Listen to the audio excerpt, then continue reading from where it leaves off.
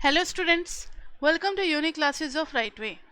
आज के अपनी इस क्लास में हम लोग शुरू करें एक नया टॉपिक रिलेशन एंड फंक्शन, जो कि चैप्टर 2 है और इसकी आज बिल्कुल फर्स्ट क्लास है।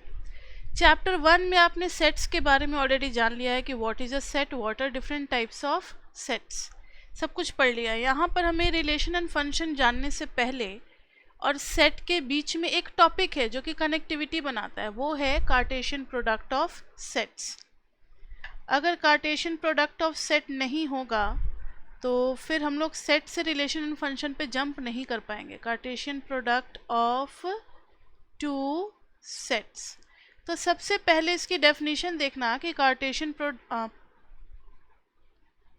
प्रोडक्ट ऑफ टू सेट्स का डेफिनेशन है, let A and B be a set, let A and B be sets, then Cartesian product is defined as, then Cartesian product is, इसको लिखते हैं A cross B, A cross B। और इसके अंदर ना सभी ऑर्डर्ड पेयर आते हैं। ऑर्डर्ड पेयर मतलब जिसमें दो एलिमेंट होंगे। आपने पढ़ा होगा 2 डायमेंशनल स्केचिंग जूनियर क्लास में, तो पॉइंट्स को जो लोकेट करते थे ना एक्स वाई प्लेन में, वो भी ऑर्डर्ड पेयर होता है। तो ऑर्डर्ड पेयर का मतलब 2 है, ट्रिपलेट्स का मतलब 3 होंगे। ऑर्डर्ड पेयर हमेशा आएगा जब 2 सेट लिया है तो ऑर्डर्ड पेयर आएगा, 3 सेट लेंगे तो ट्रिपल्स आएगा। ऑर्डर्ड पेयर सच दैट पहला एलिमेंट पहले वाले सेट से और दूसरा एलिमेंट दूसरे वाले सेट से। सेट में इसको पढ़ते हैं such that A belongs to A and B belongs to B। एक एग्जाम्पल देखें इसके ऊपर। अगर मैंने A में दे दिया 1 2 3 और B में दे दिया 4 और 5, तो पता है A क्रॉस B में क्या बनेगा? A कभी ये आएगा, B में 2 ऑप्शन हो गए, क्योंकि 1 का रिलेशन मतलब 1 का 4 के साथ भी हो सकता है, 1 का 5 के साथ भी हो सकता है। पेयरिंग पहला हमेशा इधर का ही होगा, 8 1 2 3 होगा, तो 2 4 2 5। फिर अब थर्ड को लेंगे तो 3 4 3 5। आगे बात समझ में? तो पहला एलिमेंट हमेशा इधर का होगा। अब अगर आप B क्रॉस A निकालते हो, B क्रॉस A निकालते हो कार्टेशियन प्रोडक्ट में, तो B को पहले लिखेंगे इस बार, 4 5 को पहले और A को बाद में। तो अब इस बार पहला एलिमेंट किसका आएगा? 4 आएगा, और 4 के पास 3 ऑप्शंस है। वो 1 के साथ पेयर भी बना सकता है, 2 के साथ भी बना सकता है और 3 के साथ भी बना सकता है। तो 4 1 हो गया, 4 2 हो गया एंड 4 3 हो गया। और कोई एलिमेंट अभी रहता है? बिल्कुल रहता है, ये 5 है हमारे पास। तो 5 का 1 के साथ करेंगे, फिर 5 का 2 के साथ करेंगे, 5 का 3 के साथ करेंगे। अब ध्यान से देखना, 1 4 इज नॉट इक्वल टू 4 1। 1 4 का मतलब कुछ और होगा, 4 1 का मतलब कुछ और होगा। अगर देखना चाहते हो तो देखो कार्टेशियन सिस्टम में 1 4 का मतलब 1 1 2 3 4, ये वाला पॉइंट रिप्रेजेंट करेगा 1 4। और 4 1 कौन सा पॉइंट रिप्रेजेंट करेगा? 2 3 4। 4 1 रिप्रेजेंट करेगा ये वाला पॉइंट, ठीक है। 1 5 2 4 2 5 3 4 3 5, इस तरीके से सभी आएंगे और इसमें भी सब आएंगे, ठीक है। तो these two are different things, ये दोनों कभी भी सेम नहीं हो सकते। So A B is not equal to B A, hence 1 4 is not equal to 4 1। Ordered pair में पोजीशन भी मैटर करता है। तो आज के बाद से अब एक चीज़ आपको याद रख लेना है कि जब ये सेम नहीं है, 1 5 5 1 सेम नहीं है, 2 4 4 2 सेम नहीं है, तो A क्रॉस B और B क्रॉस A कैसे सेम आ जाएगा? तो नोट में है A cross B is not equal to B cross A। दोनों सेम तभी हो सकते हैं, नोट में दोनों सेम कब हो सकते हैं, कुछ आइडिया है? If and only if A is equal to B, अगर दोनों सेट सेम हो गए तो सेम हो जाएंगे ए क्रॉस बी और बी क्रॉस ए। समझ में आ गया? जैसे ए में ले लिया मैंने 1 2, हाँ बी में भी ले लिया 1 2, तो अब ए क्रॉस बी निकालोगे तो उसमें दोनों सेम है ना 1 2 1 2, तो 1 1 1 2 2 1 2 2, और ऐसा ही सेम बी क्रॉस ए भी आएगा। तो दो सेट का कार्टेशियन प्रोडक्ट तभी सेम होगा जब दोनों हूबहू सेम सेट होंगे। और छोटी सी बात ये भी आपको जाननी है कि X Y is equal to A B तभी होगा जब x बिल्कुल a के इक्वल और y बिल्कुल b के इक्वल। ऐसा नहीं कि एक सेम हो गया और दूसरा वाला डिफरेंट है तो भी दोनों ऑर्डर्ड पेयर सेम हो जाएंगे। कोई भी दो ऑर्डर्ड पेयर सेम तभी होता है जब कॉरेस्पॉन्डिंग पोजीशन एग्जैक्टली सेम हो। Corresponding position in the sense X A और वाई बी, तो ये दोनों बिल्कुल सेम टू सेम होने चाहिए, तभी हम कहेंगे क्या बताओ, तभी क्या कहेंगे कि ये दोनों का ऑर्डर्ड पेयर क्या है, बिल्कुल सेम है। तो अभी हम लोगों ने कार्टेशियन प्रोडक्ट और ऑर्डर्ड पेयर दोनों चीज़ें सीखी। अब इसके ऊपर बेस्ट कुछ एग्जाम्पल्स कर सकते हैं, तो आप अपना बुक खोल लीजिए, पेज नंबर 32। कुछ पूछना है अभी तक में? नो, ठीक है, तो एग्जाम्पल 1 पे चलते हैं। दे रखा है कि if x plus 1 y minus 2 is equal to 3 और 1, बता सकते हो इसमें क्या करेंगे? दोनों सेम है तो x plus 1 is equal to 3 होगा, तो x is equal to 3 minus 1 2 आ गया। और फिर सेकंड सेम होगा तो 1 y minus 2 is equal to 1, y is equal to 2 plus 1 3 आ गया, वैल्यू आ गई। बहुत सिंपल। अब कहोगे क्या मैम ऐसे क्वेश्चन आएंगे पेपर में? कभी नहीं दे सकता कोई भी नहीं, क्योंकि ऐसा क्वेश्चन पेपर में इतना इजी आ ही नहीं सकता। ये क्वेश्चन सिर्फ दिमाग में सेट करने के लिए होता है। कितना भी बोलते रहेंगे ना, रट रट के हम लोग पागल हो जाएंगे, फिर भी बच्चों के दिमाग में नहीं घुसता कि A B is equal to C D, जब ए सी के इक्वल बी। एक क्वेश्चन अगर छोटा सा कर लो तो उनके दिमाग में बहुत आसानी से घुस जाता है। तो एक क्वेश्चन करके दिखला दिया और आपने कर भी लिया, तो अब ये हमेशा के लिए याद हो गया कि दो ऑर्डर्ड पेयर तभी सेम होंगे जब दोनों के कॉरेस्पॉन्डिंग एलिमेंट एग्जैक्टली सेम होंगे। अब आते हैं हम लोग एग्जाम्पल 2 पे। 2 में दे रखा है P is equal to A B C, ठीक है, बहुत बढ़िया। Q इज इक्वल टू दे रखा है R, P क्रॉस Q बनाना है एंड Q क्रॉस P बनाना है। तो ये तो हम लोग बना सकते हैं। P क्रॉस Q बनाएंगे तो पहला एलिमेंट हमेशा P का लेना है, याद रखना। पहले P लिखा है तो P का एलिमेंट पहले, और इसमें सिर्फ R है तो एक बार A का R के साथ, एक बार B का R के साथ, एक बार C का R के साथ। जहाँ कहीं भी डाउट हो बच्चे आप बेझिझक पूछ सकते हो, कोई दिक्कत नहीं है। मेरे से 10 बार बोलोगे 10 बार समझाएंगे, लेकिन समझना ज़रूर है। आगे के लिए नहीं छोड़ना कि ठीक है वीडियो तो मिल ही जाएगा तो दोबारा तिबारा देखने पे ज़्यादा समझ में आ जाएगा, ऐसी बात नहीं है। कोशिश करो कि क्लास में ही पढ़ लो, क्योंकि वीडियोस देखने का टाइम बच्चों को नहीं मिलता। वीडियोस तब हेल्पफुल होता है जब आप क्लास अटेंड नहीं कर पाए, या फिर टेस्ट है, कुछ और रिवाइज करना है, एग्ज़ाम है स्कूल का, तो वीडियो फटाफट निकाला देख लिया, तो तब हेल्पफुल होता है। ठीक है, पूछना है अभी डाउट जो भी होगा। Q और P करेंगे तो अब पहला एलिमेंट कहाँ से आएगा? Q सेट से आएगा। तो Q में सिर्फ एक ही एलिमेंट है और P में 3 एलिमेंट है, कोई बात नहीं। R का एक बार A के साथ, R का एक बार B के साथ, R का एक बार C के साथ। अब पूछा इन्होंने are these two products equal, तो क्या लिखेंगे? No, they are not equal, क्योंकि हमने पढ़ा है कि इक्वल तभी हो सकता है जब दोनों सेट एग्जैक्टली सेम होते। तो P और Q तो सेम है नहीं, तो दोनों का कार्टेशियन प्रोडक्ट भी क्या होगा? इक्वल नहीं होगा। ठीक है, एग्जाम्पल 3।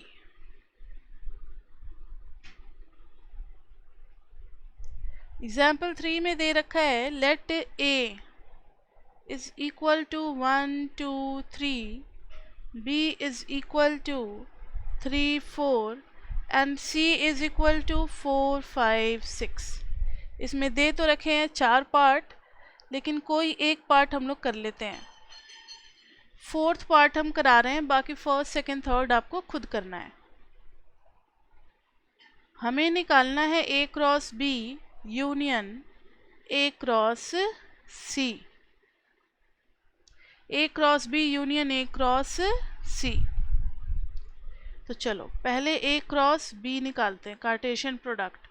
तो 1 2 3 का कार्टेशियन प्रोडक्ट लेंगे 3 4 के साथ, तो ये आ जाएगा, पहला ये सब आएगा और सेकंड में ये सब आएगा। तो 1 3 के साथ, 1 4 के साथ, 2 3 के साथ, 2 4 के साथ, 3 3 के साथ। और अगर कोई चीज़ रिपीट कर रहा है तो उसको बार बार नहीं लिखते, सेट के अंदर एक ही बार लिखते हैं। ये बन गया। अब निकालेंगे A क्रॉस C, क्योंकि दोनों चाहिए ना। हमें क्या क्या चाहिए, A क्रॉस B और A क्रॉस C चाहिए। A क्रॉस C का मतलब है 1 2 3 क्रॉस 4 5 6। क्या क्या आएगा बताओ जल्दी। पहले 1 को तीनों के साथ कर देते हैं, तो आएगा 1 4 1 5 1 6। फिर 2 का कर देंगे तो 2 4 2 5 एंड 2 6। फिर 3 का करेंगे तो 3 4 3 5 एंड 3 6। ठीक है। अब क्वेश्चन में लिखा हुआ था कि A cross B union A cross C हमें निकालना है। A cross B union A cross C निकालना है हमें। ठीक है। तो दोनों का यूनियन, यूनियन में क्या होता है बच्चे, दो सेट का यूनियन का मतलब क्या होता है रुद्र? दो सेट का अगर यूनियन निकालना है तो इसका मतलब क्या होता है? कौन कौन से एलिमेंट को हम यूनियन में लेते हैं?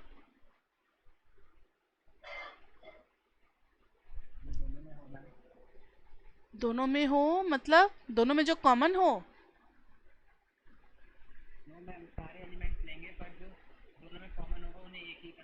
हाँ, मतलब इधर फ्रॉम ए और फ्रॉम बी, मतलब दोनों सेट में जो होगा, मतलब इससे भी आ सकता है, इससे भी आ सकता है, और जो कॉमन होगा उसको दो दो बार नहीं लिखेंगे, एक ही बार लिखेंगे। तो देखना जरा क्या क्या होगा। 1 3, तो पहले हम ए का सारा एलिमेंट लिख देते हैं ना, और देखते हैं कोई कॉमन है। 1 4 कॉमन है तो एक बार ही लिखा जाएगा। और कौन सा कॉमन है देखो तो जरा, 2 4 कॉमन होगा। 1 के साथ वाला तो खत्म हो गया ना, 2 4 3 4 कॉमन है, बाकी सब ठीक है। तो कॉमन वाले को एक बार ही लिखेंगे। तो अब लिखते हैं फटाफट। 1 3 यानी ए का तो सब लिख ही दो आंख बंद करके। 1 4 2 3 2 4 3 3 3 4, और साथ ही 1 4 को छोड़ देंगे। 1 5 1 6, फिर 2 5 2 6, फिर 3 5 एंड 3 6। तो सिंपल सा है ये। एग्जाम्पल 3 में कोई जान नहीं था, बिल्कुल आपको जो इंस्ट्रक्शन दिया हुआ है उसको फॉलो करके आपको सॉल्व कर देना है। इजी। नेक्स्ट अब करते हैं example 4। If P is equal to 1 2, तो form this set P cross P, मतलब 3 कार्टेशियन प्रोडक्ट। कोई बात नहीं, पहले एक बार में 2 तो निकाल लें। ठीक है, 2 निकाल लेंगे। एक बार में 3 को हैंडल करना थोड़ा सा मुश्किल होगा, वैसे 2 एलिमेंट है तो वो भी नहीं होगा, लेकिन हैबिट डालो कि एक बार में 2 निकाल लो और फिर तीसरे के साथ दोबारा करो। तो ये आ जाएगा 1 2 क्रॉस 1 2। डायरेक्टली आप नहीं किया करो। तो 1 1 1 2 2 1 2 2। अब करेंगे P क्रॉस P। तो ये तो सेट है ही हमारे पास। 1 1 1 2 2 1 2 2, अब किसके साथ क्रॉस लेंगे? 1 2 के साथ। तो अब इसमें ट्रिपलेट्स आ जाएंगे, मतलब 1 1 को एक बार 1 के साथ और फिर 1 1 को एक बार 2 के साथ। तो 1 1 1, फिर 1 1 2, फिर 1 2 1 1 2 2, फिर 2 1 1, फिर 2 1 2, फिर 2 2। समझ में आ रहा है क्या कर रहे हैं? 2 2 2 बन गया ये। तो 3 सेट का कार्टेशियन प्रोडक्ट निकल गया, P क्रॉस P। मतलब ये भी कोई टफ नहीं है, बस हम लोगों को आ गया निकालने। अब क्वेश्चन नंबर 5 में है, if R is the set of real numbers, R is the set of real numbers, what do, ये थोड़ा सा कॉन्सेप्चुअल क्वेश्चन है, what do R cross R and R cross R represent? इसके लिए थोड़ा सा हमें क्वेश्चन नंबर 4 पे जाना पड़ेगा। 4 में देखना, डायग्राम बनाएंगे हम लोग। P क्रॉस P के लिए डायग्राम बना रहे हैं। तो 1 2 1 2, देखना जरा, P क्रॉस P में एक 1 1 आ रहा है, एक 1 2 आ रहा है, एक 2 1 आ रहा है और एक 2 2 आ रहा है। ये वाला एरिया है। P क्रॉस P में क्या होगा? ये 3 डायमेंशन का होगा। 3 डायमेंशन अभी पढ़ा नहीं है आपने, आगे पढ़ाएंगे क्लास 11th में ही। 3D है। 3D मतलब आपके रूम का एक कोना ले लो। तो 1 1 1 का मतलब होगा कि x पे भी 1, y पे भी 1 और इसी में हाइट लगा दो इधर 1। ठीक है,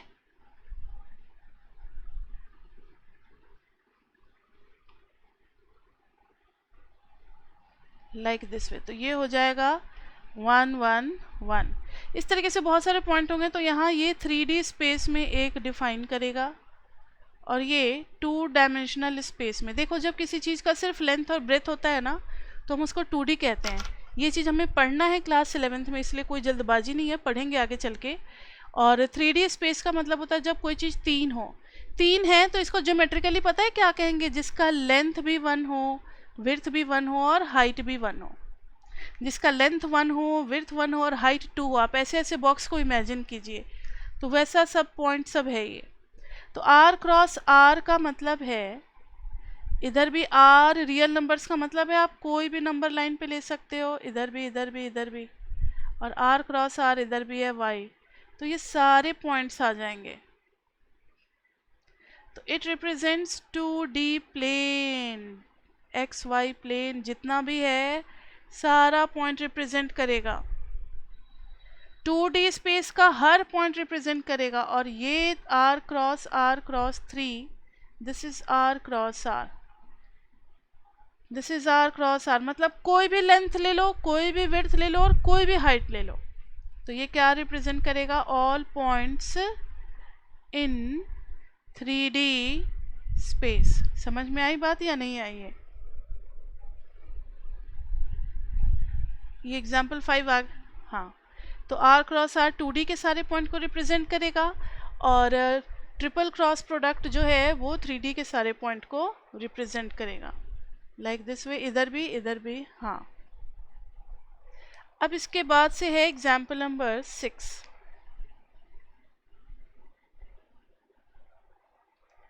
A cross B is equal to PQ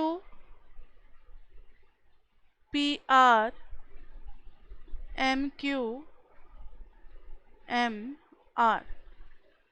find A and B। इस बार उल्टा है, बता सकते हो A में क्या क्या आएगा? इस बार उल्टा A क्रॉस B हमें दिया हुआ है। तो A क्रॉस B दिया हुआ है तो इसका मतलब जो भी पहला एलिमेंट होगा वो किससे आ रहा है?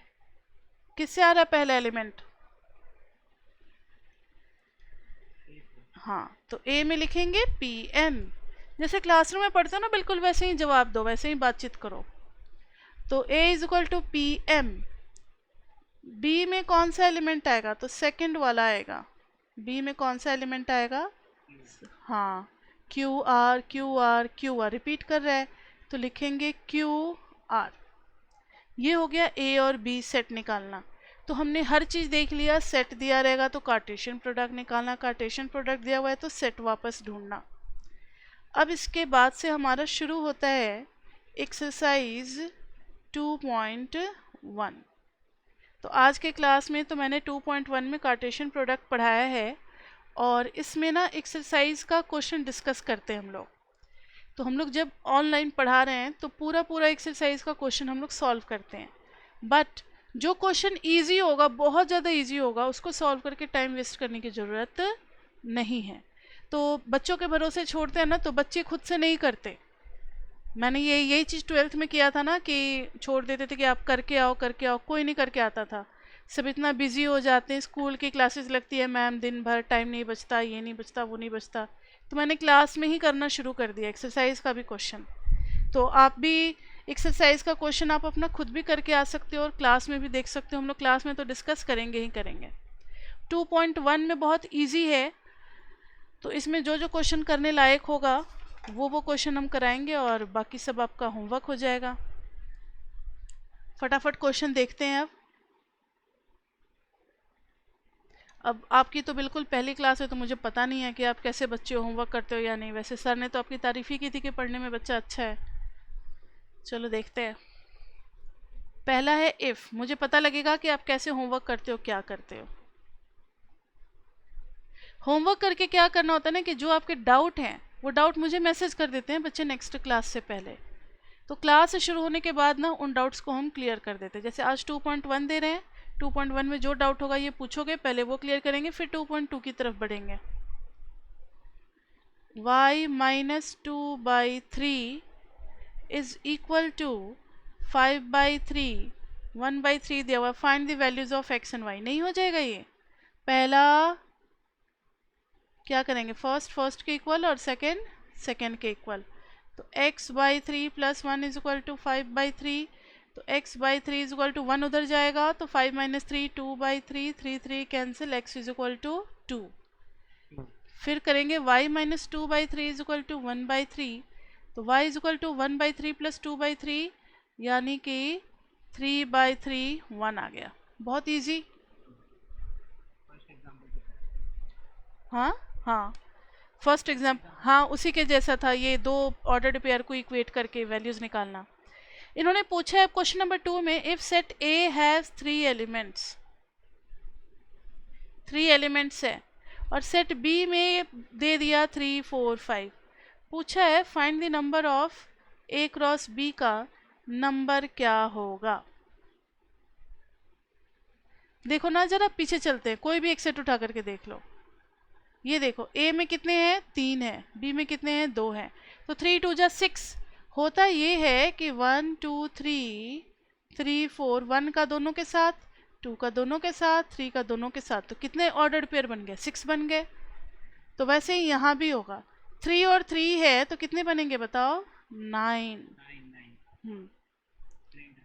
हाँ, question number 3, if g is equal to 7 8 and h is equal to 5 4 2, ये तो हो जाएगा। हाँ, इंटू नहीं, 7 एंड 5 लिखेंगे पेयर में। हाँ, कॉमा 5 लिखेंगे, और फिर 7 4 2, तो ये तो आप कर लोगे। तो do it yourself. Next is question number 4, state whether each of the following statement are true और false. If this statement is false, rewrite the given statement correctly. अच्छा, फॉल्स है तो उसको सही भी करना है। पहला देखना, P इज इक्वल टू दिया हुआ है MN, Q is equal to दिया हुआ है NM। हमें निकालना है P क्रॉस Q। फॉल्स है तो इसका सही बना लो। MN बनेगा, MM बनेगा, हाँ NN बनेगा, और NM बनेगा। 4 बनेंगे, ठीक है। कोई रिपीट तो नहीं हो रहा है, सब अलग अलग हैं, बिल्कुल सही है। तो हमने करेक्ट कर लिया, तो इसमें लिखेंगे फॉल्स और हमने इसको करेक्टेड फॉर्म में लिख भी लिया, करेक्टेड। इसी में दूसरा सेंटेंस है, if A and B are non empty set, मतलब कुछ ना कुछ एलिमेंट है, कितना है नहीं बताया, कितना है नहीं बताया ए और बी में, then A cross B is a non-empty set of ordered pairs x and y such that x belongs to A and y belongs to B। सही है? इसमें कुछ गलत मिल रहा है? नहीं मिल रहा है। A क्रॉस B भी नॉन एम्प्टी होगा, अगर A में कुछ एलिमेंट है, B में कुछ एलिमेंट है, तो A क्रॉस B में भी कुछ ना कुछ आएगा ही आएगा, और A क्रॉस B में पहला एलिमेंट किससे आएगा? A से आएगा और दूसरा एलिमेंट B से आएगा, तो सही है ये। Third, if A is equal to 1 2 B is equal to 3 4, A is equal to दिया हुआ है 1 2, B is equal to दिया हुआ है 3 4, then A cross B intersection 5 is equal to 5। चलो चेक करते हैं। पहले हम लोग निकालेंगे B का क्रॉस प्रोडक्ट 5 के साथ। B का क्रॉस प्रोडक्ट 5 के साथ निकालेंगे तो क्या आएगा? इधर है 3 4 और इधर है खाली, ठीक है, तो इसका क्रॉस प्रोडक्ट निकालेंगे तो क्या आएगा? अच्छा नहीं, क्रॉस प्रोडक्ट नहीं निकालना है, सॉरी, कॉमन निकालना है। कॉमन निकालेंगे तो इसमें है 3 4 और इसमें है खाली, तो इंटरसेक्शन हमेशा 5 आ जाता है, ठीक है, 5 आ जाता है, और A क्रॉस 5 करेंगे तो क्या आ जाएगा? 5 आ जाएगा, ठीक है। हाँ, तो ज़रा देख लें एक बार सॉल्यूशन, क्योंकि ये थोड़ा सा कंफ्यूजिंग है। 2.1 का देखना, 4 का 3 जो है वो ट्रू है, सही है, ठीक है, तो ये हो गया ट्रू। कार्टेशियन प्रोडक्ट के लिए कुछ ना कुछ तो एलिमेंट आएगा, 5 तो नहीं आएगा, A क्रॉस 5 है तो, ठीक है, तो ट्रू हो गया ये। मतलब क्या निकाले, किसका किसके साथ का, तो कुछ निकलेगा ही नहीं, तो 5 आएगा। नेक्स्ट है क्वेश्चन नंबर 5, ये तो हो जाएगा, A क्रॉस A निकालना है। हाँ, सीधा फटाफट निकाल दो, -1 फिर -1 -1 फिर -1 1, ये आप अपना खुद से निकालना, -1 मतलब सबका सबके साथ कर करके निकालते चले जाना, दो दो करके निकालना तो ज़्यादा अच्छा है। नेक्स्ट है क्वेश्चन नंबर 6, ये भी आप अपना खुद से ट्राई करोगे। Question number 6, A cross B हमें दिया हुआ है, AX AY BX BY। हाँ, अब फटाफट बताओ A में क्या आएगा? A में A B, तो A और B आएंगे, और B सेट में कौन सा आएगा? X और Y आएगा। मतलब ये लास्ट एग्जाम्पल जैसा है, हाँ, ये एग्जाम्पल नंबर 6 जैसा है ना। नेक्स्ट है question number 7, let A B C D verify that this is a subset of B cross D। तो पहला वाला तो वेरीफाई करना है, ये एग्जाम्पल 3 जैसा है। क्वेश्चन नंबर 7 में A दिया हुआ है 1 2, B दिया हुआ है 1 2 3 4, C दिया हुआ है 5 6, और D दिया हुआ है 5 6 7 8। वेरीफाई डैट, फर्स्ट वाला तो कर लोगे वेरीफाई, सेकेंड वाला करा देते हैं हम। A क्रॉस C सबसेट है या नहीं, ये हमें चेक करना है। सबसेट पता है क्या होता है? अच्छा, तो चलो पहले A क्रॉस C निकालते हैं। A क्रॉस C निकालेंगे तो फटाफट बताओ, 1 2 है और इधर 5 6 है, तो 1 का 5 के साथ, 1 का 6 के साथ, 2 का 5 के साथ, हाँ 2 का हो गया। अब B क्रॉस D निकालेंगे, तो B और D में तो काफ़ी होगा, 1 का 5 6 7 8, तो 1 का 5 के साथ, 1 का 6 के साथ, 1 का 7 के साथ, 1 का 8 के साथ, फिर 2 का करेंगे, 5 6 7 8 लेना है, 2 5 2 6 2 7 2 8 अब 3 का लेना है, 3 5 3 6 3 7 3 8, फिर 4 का लेना है, 4 5 4 6 4 7 4 8। सबसेट का मतलब होता है कि हाँ, कि उसके सारे एलिमेंट उसमें मिल जाने चाहिए। देखो ना, 1 5 इसमें मिल रहा है, 1 6 इसमें मिल रहा है, 2 5 भी मिल रहा है और 2 6 भी मिल रहा है। तो पूरा का पूरा हम लोग ऐसे लिखते हैं ना कि A cross C is contained in B cross D। पूरा का पूरा A क्रॉस C को ढूंढने पे B क्रॉस D के अंदर मिल जा रहा है। तो yes, A cross C is a subset of, किसका सबसेट है? B क्रॉस D का। हाँ,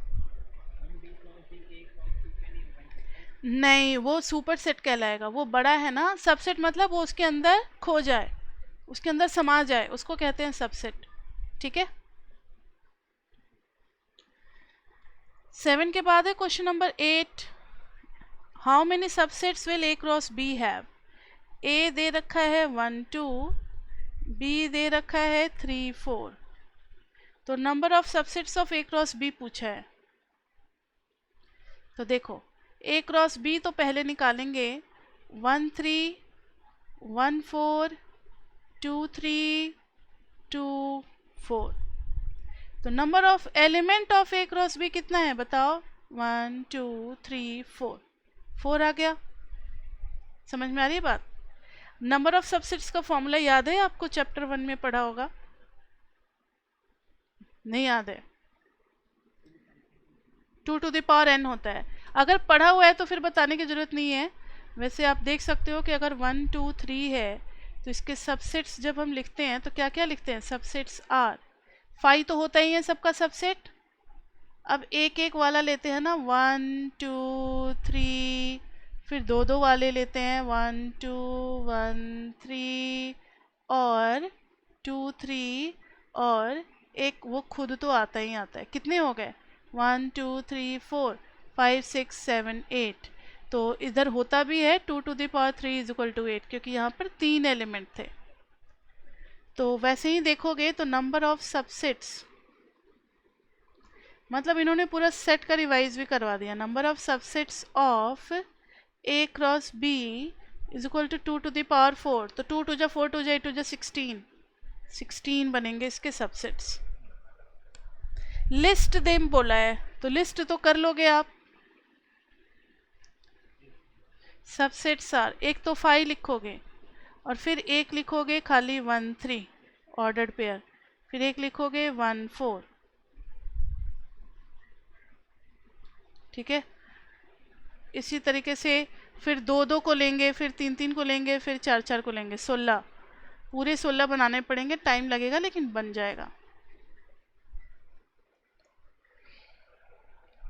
late A and B be 2 sets such that, पहले वाले सेट में 3 एलिमेंट हैं, दूसरे वाले सेट में कितने एलिमेंट है? 2 एलिमेंट हैं।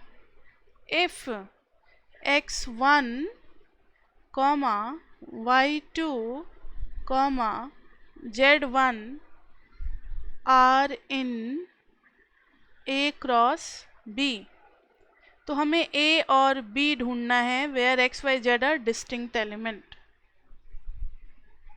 सिर्फ 3 ही दिया हुआ है।